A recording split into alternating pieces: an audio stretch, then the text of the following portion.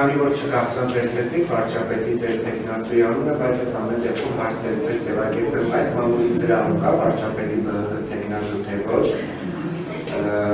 սա որպես այսպեսին, բայց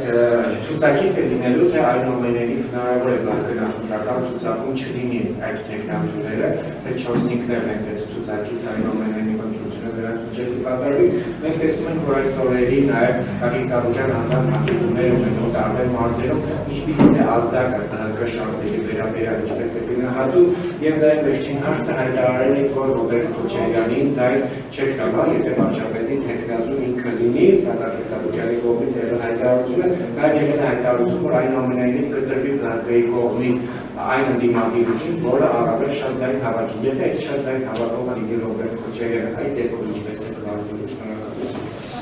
Շնորհակալություն հարցի համար, Փայլակ ջան, ես իհարկե շատ եմ գնահատում քո ստեղծագործ միտքը եւ նույն հարցը տարբեր ձևակերպումներով հնչեցնելու ունակությունը, բայց եկեք չմոռանանք, որ ես էլ եմ մասնագիտությամբ լրագրող եւ ես էլ նույն հմտությամբ տիրապետում եմ ցանկացած տեսակի հարցերին, այսպես տարբեր ձևակերպումներով նույն հարցին հնչեցնելու, պատասխանելու ունակությամբ։ Հիմա որ ձևակերպումով էլ որ հարցը հնչեցվի, ես այս պահին որևէ հստակ անուն չեմ ասելու բնականաբար, որովհետև կրկնում եմ, օրենքով մենք չունենք որևէ սահմանափակում կամ պարտադրանք հնչեցնելու վարչապետի տեխնացուի անունը, այո, այս կամ այն ժամանակահատվածում, երբ որ կգա պատեհ պահը, երբ որ կհասունանա իրավիճակը, քաղաքական իրավիճակը եւ քաղաքական թիմի եւ քաղաքական թիմի ղեկավարի նպատակահարմարությամբ, բնականաբար կտրվեն բոլոր ձեզ հետաքրքրող հարցերի պատասխանները։ Ինչ վերաբերվում է այս օրերին կուսակցության նախագահի մարզային այցերին եւ հանդիպումներին, մենք բնականաբար մեր համար լավագույն սոցիոլոգիական հարցումը եւ լավագույն ցուցիչը դա իսկապես այն ջերմությունն է, այն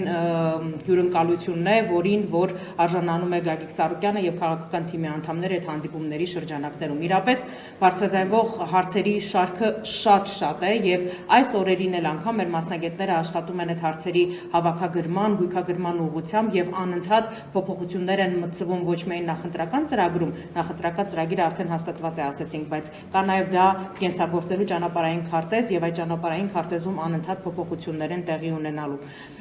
Ինչ վերաբերվում է Ռոբերտ Քոչարյանի կամ ցանկացած մնացած տեսակի համագործակցությունների, որի մասին անդադ մամուլը բարձրաձայնում է, տեսեք քաղաքականության մեջ եթեներով խոսելը դա անշնորհակալ գործ է, այսպես ասենք։ Իրադարձությունների կա կոնկրետ գործընթաց։ Մենք պատրաստվում ենք նախընտրական քարոզարշավին։ Նախընտրական քարոզարշավի ամբողջ ընթացքում